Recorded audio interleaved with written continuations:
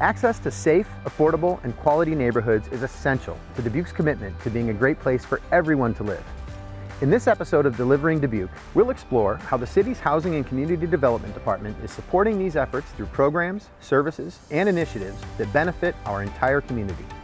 I mean, it really feels like a home, you know? I mean, it's a place where somebody's gonna come in and it's ready to be lived in right now.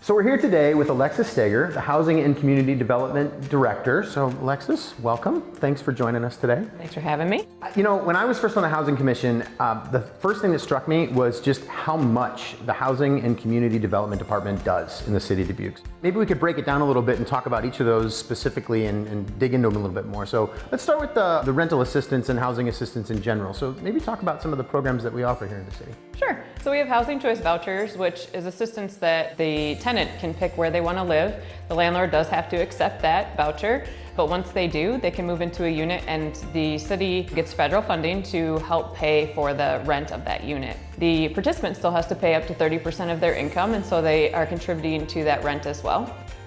And we also have VASH, which is for homeless veterans. And then we also have the Family Self-Sufficiency Program. Once you hold a housing choice voucher and you're working, you can start making more, and instead of having to contribute more, we actually take that and set it aside. And if you're starting to meet some 5-year goals, then at the end of that 5 years, you actually have an account that you can utilize. You can actually use your voucher to purchase a home, and it will help you pay your mortgage. And then additional services are offered in those programs to help people become a little more self-sufficient or whatever other needs are identified.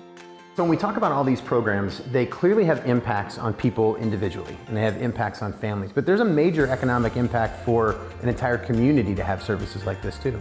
We serve about 900 families in this, and what that equates to is $7 million into our economy. $2 million of that's provided by participants, and that's their rent, but $5 million is also coming from the federal government to help with the subsidy. So $7 million brought into the city of Dubuque under this program.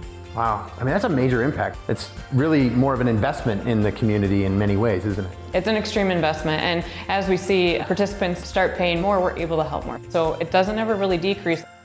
You know, this kind of gets us into the community services portion. What are some of the community development pieces of what you do? It kind of goes through the whole gamut. We redoing all of Comiskey Park and Avon Park, things like accessibility for elevators at old buildings. We provide food access through a hydroponics program. We also provide down payment assistance, up to $25,000 to help home buyers. One of the biggest barriers to getting a home and building that generational wealth right now is credit. So we also have programs to help people repair their credit. But we also have rehab for homeowners. We can provide a loan at a much smaller amount than if they were to go to a bank.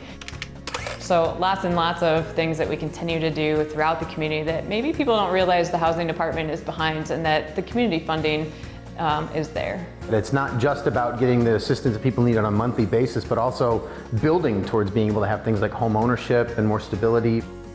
So we work with partners to rehabilitate homes and provide those to home buyers. We're actually sitting in one of those homes right now that we worked with a partner in the community to do that. So tell us a little bit more about that one. We'll take homes to rehabilitate.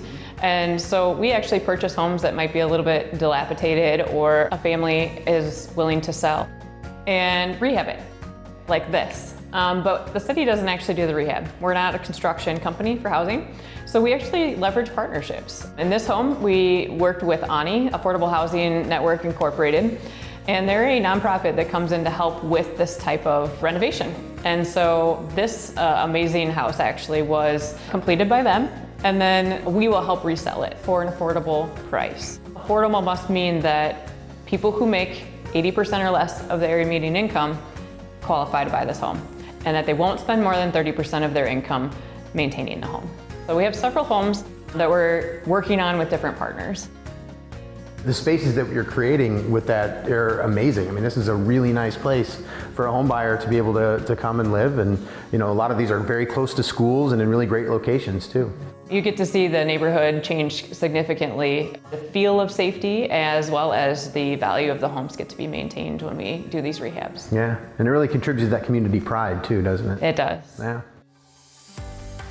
So this is a good opportunity to transition to another program that you offer, and that's building inspection and construction services. So one of the things I've noticed about the challenges with construction services is the fact that we kind of have a fine line to walk when it comes to regulation versus safety and all these different things, and it involves a lot of different departments across the city and across the state too, doesn't it? Yes. So we get the minimum building guide from the state. But we work with planning. They do all the reviews before we get to it for zoning, fire, all the fire safety. So all those codes work together and other departments help us do that. So we complete about 2,000 inspections every single year and sometimes more for our 10,000 rental units that we have in Dubuque. So often we are seeing just small things. But sometimes you see the bigger stuff, and so we're in to make sure those get fixed and advocate for tenants to get them fixed as well. Then on the building side, we also permit any of the work that's being done to make sure it meets building code. If you're going to rehab or build something new, anywhere from a new residential home to our retail or a big mall or anything that goes up, we want to make sure it's built well. And so city passes building codes, and we make sure that people are building to those codes to make sure it's safe. Community safety, making sure that we have buildings that are going to hold up over the years, as well as be a home for somebody. So another aspect of safety in the community is also home modification. Yeah, we have an adult home modification program to help people try to stay in their home as they age. Things like small thresholds can trip some of the elderly, making sure that electrical is accessible and higher so they don't have to bend down. Some of those things that are small but can help people age in their home instead of having to sell and move out. And then we also have the Healthy Homes program, and we also have the Lead in Healthy Homes program. We have a variety of programs that kind of meet people where they're at and what their needs are to modify their homes in a way that can help them in the future. Help you with sidewalk, make it smoother, make all that. So many different ways to meet people where they are with the programs that we have. You know, speaking of meeting people where they are, one of the challenges that we're seeing across the United States right now is an increase in homelessness. And we've experienced some of that here in Dubuque too. And I know that some of the challenges that we've faced, we've worked with partners to try and address those. So talk a little bit more about what we do when we see somebody who's facing homelessness and how we can help them. There's a lot of needs that come with homelessness. And we do work with a lot of partners in this area. Community Solutions of Eastern Iowa is one. So with our partners, the city contributes to a homeless hotline so that people can call to get the services that they need if they're going to be homeless. We also have rapid rehousing for those that fear they might be losing their home as opposed to already being homeless. And we also help rehabilitate shelters. Sometimes there's infrastructure needs that we help with. People think of shelter as the only solution to homelessness. However, it's only one solution that we have in Dubuque. We just received some new type of funding that helps us pay for rental deposits for those that have been homeless so that they can actually get into that permanent home. Rental deposits are one of those barriers that stop people from getting into their permanent home. When it comes to homelessness and challenges like that, there are a lot of different factors that come in that can really be complicated in a person's life. And I think it's great that we focus on all those different areas and do that with housing as the goal. Having you here today is so important to be able to talk about this. I mean, when we talk about delivering Dubuque, we're talking about all the ways that things happen within the city, but then also with the partnerships that we have. And I don't think anybody really embodies that better than the Housing and Community Development Department because of all the ways in which you work throughout the community. Well, thank you so much, Alexis, for being here to tell us everything about the Housing and Community Development Department today. Thanks for having me.